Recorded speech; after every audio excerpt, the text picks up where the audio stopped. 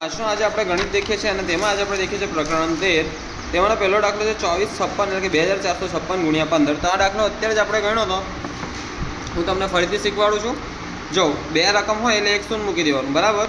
પછી એક છંગો 6, એક પાંચું 5, એક ચોકું 4, એક દૂના 2, 5 છંગા 30, પણ 30નું શૂન્ય આવીને બધી ત્રણેય આગલા અને આગલા માથામાં એટલે કે 5ના માથામાં મૂકજો 3, પાંચું પાછું 25, 25 3 28, તો 28 નો 8 આવીને બધી 2 3 ચોગડાના માથા પર, 5 ચોકું 20, 20 ને 2 22, 22 બધી 2, 5 દુ 10, 10 ને 2 12, 0 0 0, 6 ને 8 14, 4 બધી 1, 5 ને 2 7 ને 1 8, 4 ને 2 6, 2 ને 1 3।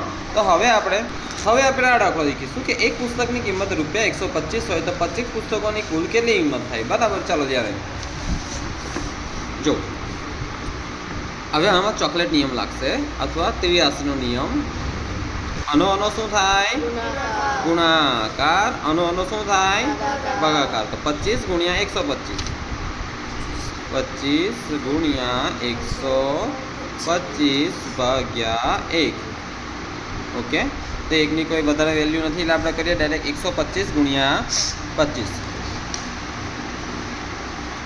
125 ગુણ્યા 25, બે રકમનું શૂન્ય, 2 પંચા 200 શૂન્ય વધી 1, 2 દુ 4, 4 ને 1 5, 2 એકુ 2, પાછું 2505 વધી 2, 5 દુ 10, 10 ને 2 12, 2 વધી 1, 5 એકુ 5, 5 ને 1 6, એટલે કે 0 વત્તા 5 5, 0 વત્તા 2 2, 5 ને 6 11, 1 વધી 1, 2 ને 1 3। તો કેટલો જવાબ આવ્યો? 3125। આ 1 ભાગ્યા 1 તો 1 જ થવાનું છે, આ કમ્પ્લીટ આ જ થવાનું છે। તો કે ₹3125। કેટલી પેનોની? તો કે સોરી કેટલી પુસ્તકોની? તો કે 25 પુસ્તકોની કિંમત કેટલી થશે? ₹3125। હવે ત્રીજો દાખલો છે કે ₹675માં 15 સાબુ મળે તો એક સાબુની કિંમત કેટલી થાય, બરાબર। તો આપણે પહેલાં લખી દેવાનું કે ₹675માં કેટલા સાબુ મળે છે? તો કે 15 સાબુ મળે છે। અહીં લખ્યું જ છે ને 15 સાબુ મળે છે। તો કે ₹675માં 15 સાબુ મળે છે, 15 સાબુ મળે છે। આપણે કેટલા સાબુની કિંમત શોધવાની છે? એક સાબુની કિંમત આપણે શોધવાની છે। એક સાબુની કિંમત બરાબર કેટલા? 15 સાબુની કિંમત કેટલી છે? 675 છે ને। તો આપણે લખી શકીએ કે 15 સાબુની કિંમત બરાબર કેટલી થાય? ₹675 માટે એક સાબુની કિંમત બરાબર કેટલા રૂપિયા? આનું શું થાય? આ 675 છે ને, આનું ભાગાકાર। ચોકલેટ નિયમ અહીં પણ લાગે ને બકા, જો આ અહીં જો આ ગુણાકારની નિશાની થાય છે, અહીં ભાગાકાર। તો 1 ગુણ્યા 675, આ પોઈન્ટ નથી આ બકા, અહીં ભૂલથી આ ચેકડો થઈ ગયો છે। તો 1 ગુણ્યા 675 ભાગ્યા 15, 675 એકુ 675, તો 675 એકુ 675 ભાગ્યા 15। હવે ધ્યાન નહીં, આપણે કરીએ એનો ભાગાકાર 675 ભાગ્યા 15, તો 15ના ગણ્યામાં 67 આવે ના આવે, પણ 15ના ગણ્યામાં 67ની નજીકની સંખ્યા કઈ આવે? 15 એકુ 15, 15 દુ 30, 15 તાલી 45, 15 ચોક 60, તો 15 ચોક 60 અહીં લખવાનો, 15 ચોક 60। 7માંથી 0 ગયા તો 7, 6માંથી 6 ગયા તો 0, પાછળ 5ને ઉતાર્યું નીચે, 15 એકુ 15, 15 દુ 30, 15 ચોક 60, 15 પંચા 75, 15 પંચા 75, 75 ગયા તો 0। હા, તે તમને જે પણ અહીં વસ્તુ મળી છે બરાબર તે આપણે અહીં ઓકે। કેટલું આવ્યું? 45। તો એક સાબુની કિંમત કેટલી હશે? ₹45। કેટલી હશે? ₹45 જે આપણો જવાબ આવી ગયો છે ને એ। હવે 680 ને 13 વડે ભાગતા ખાલી જગ્યા શેષ મળે। 680 ને કેટલા વડે ભાગવાનું છે? 13 વડે। તો આપણે શેષ શોધવાનો છે, ઓકે। જો 680 ભાગ્યા 13, તો 13નો ઘડિયો આવડે છે? બોલો જોરથી એકદમ। 26 43 39, 13 પંચા 65, તો 13 પંચા 65 ભાગ ચાલશે ને, કેમ કે નજીકની અને ઓછી સંખ્યા છે। તો 13 પંચા 65, 68 માંથી 65 થાય તો 3, આ 0 ને ઉતાર્યા, 13 એકુ 13, 13 દુ 26, તો કેટલા શેષ વધ્યા? 30 માંથી 26 જાય તો 4, કેટલા શેષ વધશે? 4, કેટલા શેષ વધશે? ચોગડે 4. હવે 2091 ભાગ્યા 17 આપણે કરીએ. 2091 ભાગ્યા 17, 17 જો 2091 ભાગ્યા 17, તો કે 17 એકુ 17, 20 માંથી 17 જાય તો 3 વધે ને. હવે 9 ને બેઠે ઉતાર્યો, 17 એકુ 17, 17 દુ 34, 39 માંથી 34 જાય તો કેટલા વધે? 5 અડે 5, આ 1 ને ઉતાર્યો તો કે 17 તાલી 51, 17 એકુ 17, 17 દુ 34, 17 તાલી 51, શૂન્ય શૂન્ય, તો જવાબ કેટલો આવ્યો? 123, 123, સી 123. હવે આપણે કરીએ 805 ગુણ્યા 25. કેટલા કરીએ?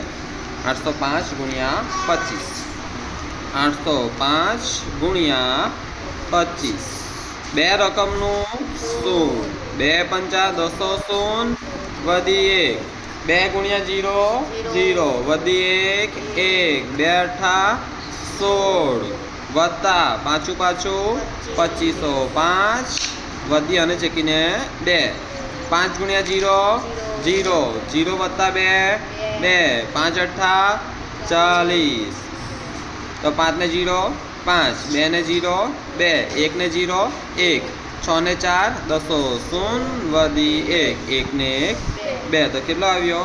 20,125. તો 805 ગુણ્યા 25 કેટલો આવ્યો? 20,125. હવે આપણે કરીએ 153 ગુણ્યા 236. 153 ગુણ્યા 236, 153 ગુણ્યા 236 કરીએ. જો ધ્યાન નહીં, 153 ગુણ્યા 236, તો 3 રકમ હોય તો કેટલા શૂન્ય મૂકવાના?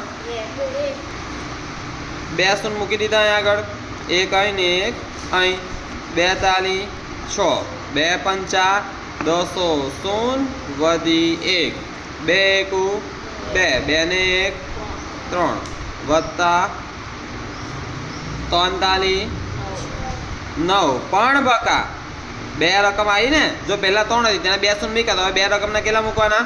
1 જ મૂકવાનું. તો પહેલા 1 શૂન્ય મૂકવાનું ભૂલવાનું નહીં. 3 તાલી 9, 3 પંચા 15 5 વધી 1, અને ચેકિંગ લખો ના લખો કોઈ વાંધો નહીં, કેમ કે અહીં 1 જ છે. બરાબર.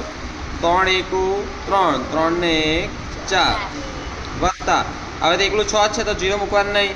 6 તાલી 18 8 વધી 1, 6 પંચા 30, 30 ને 1 3101 વધી, હવે અને ચેકીને લખો 3, 6 એકુ 6, 6 ને 3 9, 0 0 0 8, 9 ને 1 200 વધી 1, 1 ને 9 10, 10 ને 5 15, 15 ને 6 2101 વધી 2, 2 ને 4 6 ને તગડે 3, તો કેટલો આવ્યો? 36,108.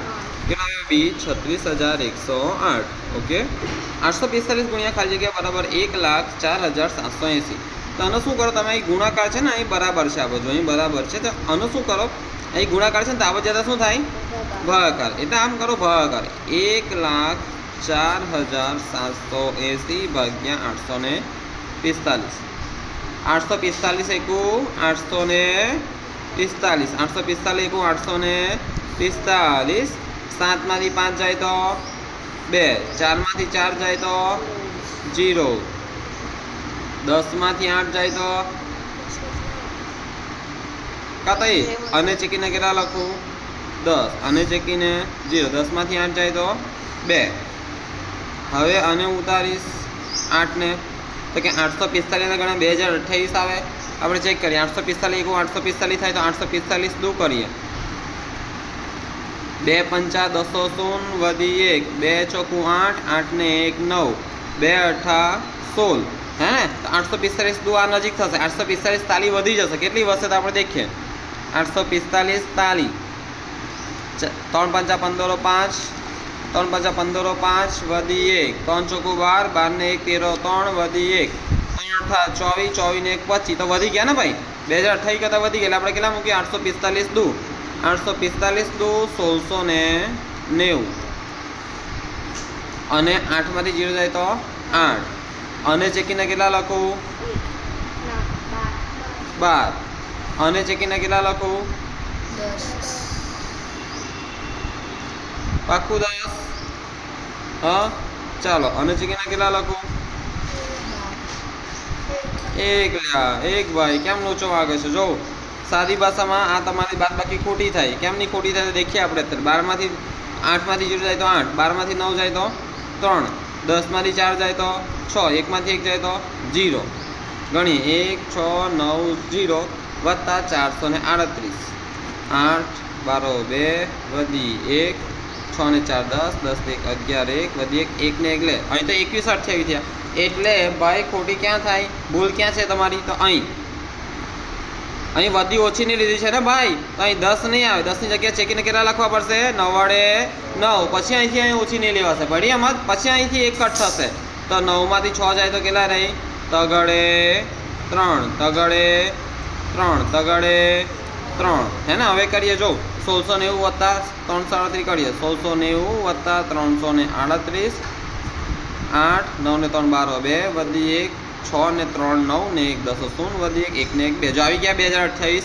હે ને એટલે આપણી આ બાદબાકી સાચી છે એટલે કહો કે બાદબાકી શીખો લ્યા ભાઈ હા ભૂલ કરો છો ચાલો તો 2028 માંથી 1690 જાય તો કેટલા વધે 338 હે ને ચેક કરી લેવાનું આ બંનેનો સરવાળો જો આવે તો આપણો જવાબ સાચો બાદબાકી વાળો બરાબર હજુ આપણે 338 આવ્યા છે હવે આપણે આને ઉતારીશું આ શૂન્યને તો જો આ સંખ્યા તો 845 તાલી તો ઓછી છે તો આપણે 845 ચોખ્ખું કરીશું 845 ચોખ્ખું 4 5 20 વધી 2 4 ચોખ્ખું 16 16 ને 2 18 16 ને 2 4 ચોખ્ખું 16 16 ને 2 18 18 8 વધી 1 4 8 32 32 ને 1 33 તો 845 ચોખ્ખું 845 ચોખ્ખું 3380 0 0 0 0 તો કેટલા આવ્યો 124 કેટલા આવ્યો 124 જો બાકી તમને આટલું બધું ભાગાકાર ના આવડે ને તો તમારે શું કરવાનું કે આ બધાનો છે ને એક વખત ગુણાકાર કરી લેવાનો જો આ જવાબ આવી જતો હોય તો તમારો આ જવાબ સાચો હશે બરાબર ઓકે